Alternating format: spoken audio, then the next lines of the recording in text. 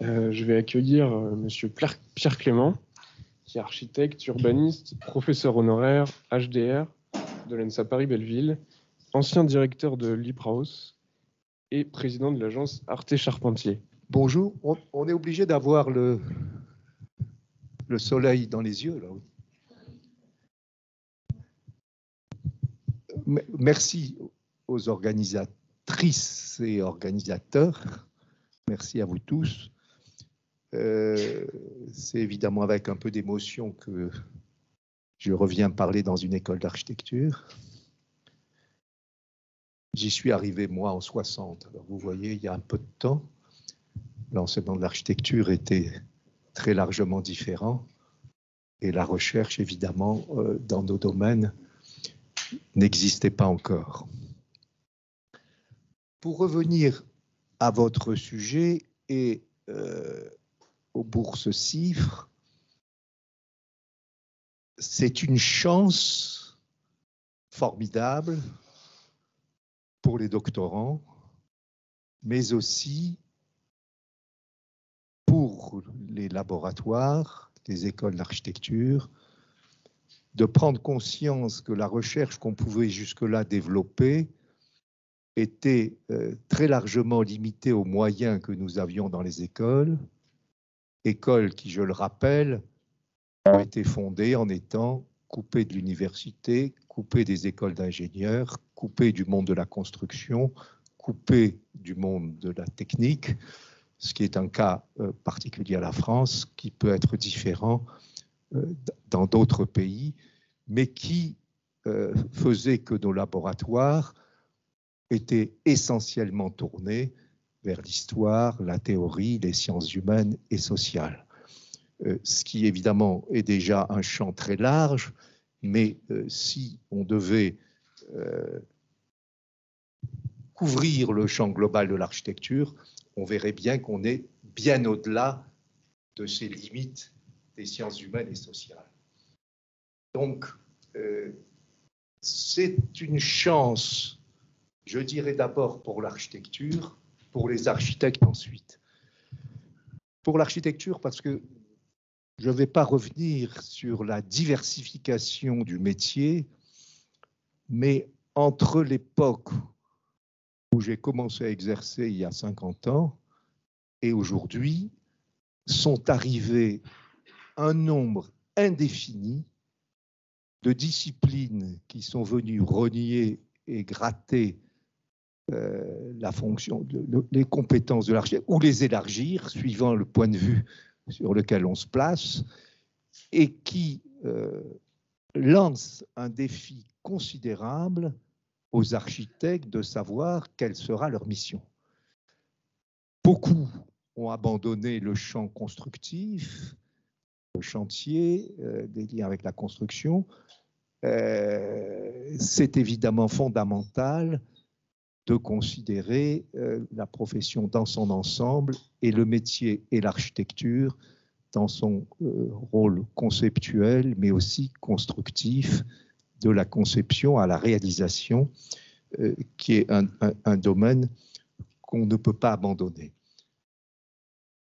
Toute une série de disciplines, et je suis heureux de voir que le représentant de l'ordre est très ouvert à cette diversification et à, au contraire, manifester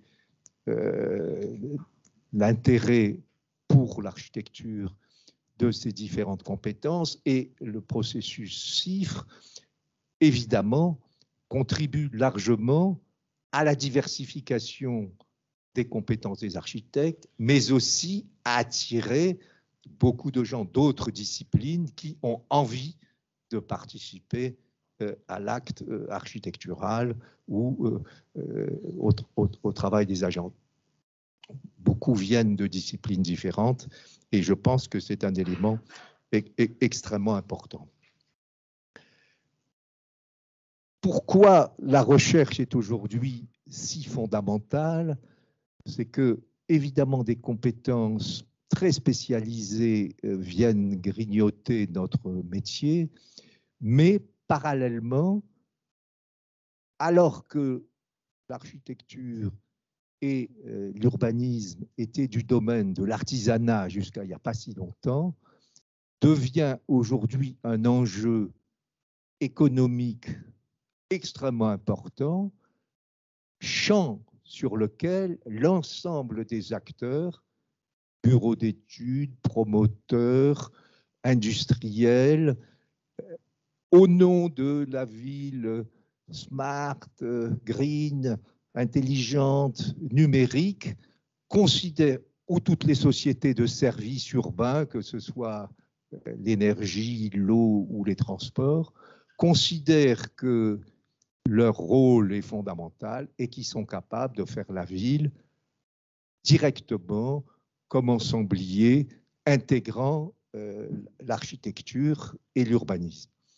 Donc, pour faire face à ces concurrences extrêmement nombreuses et diversifiées, les architectes doivent faire évoluer leur savoir, évidemment leur savoir-faire, mais aussi leur savoir. Et je différencierai effectivement savoir-faire et savoir produit par la recherche scientifique, puisqu'il s'agit de ça quand on fait une thèse, et j'aimerais faire quelques différenciations entre le projet d'architecte et le projet de recherche.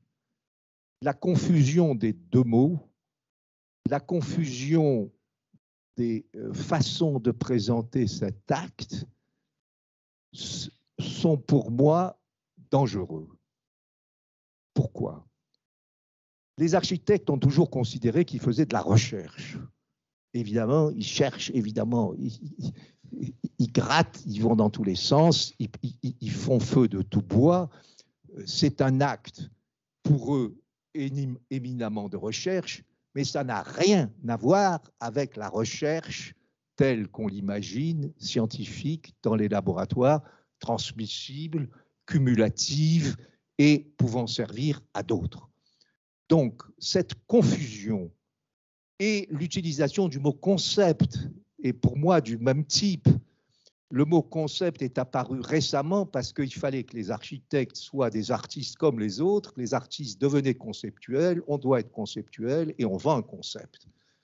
Et ce concept n'a rien à voir avec le concept qu'on doit définir dans le cadre de la recherche. Donc, si évidemment on peut faire de la recherche en faisant de la pratique, cette recherche ne doit pas être confondue avec le projet. Le projet a un client, le projet a un budget, le projet a une temporalité, ça n'a rien à voir avec la bourse chiffre. Ça ne peut pas se conjuguer. On a un certain nombre d'expériences à l'agence. Les gens arrivent pour faire un projet, ont envie de travailler sur un projet. La temporalité des projets est tellement différente, les exigences tellement différentes que ça ne coïncide jamais. Et quand d'autres arrivent sur tel ou tel programme, l'agence n'a plus de programme dans ce domaine. Donc, il faut bien se rendre compte qu'il y a une inadaptation viscérale, ontologique et matérielle dans la réalité.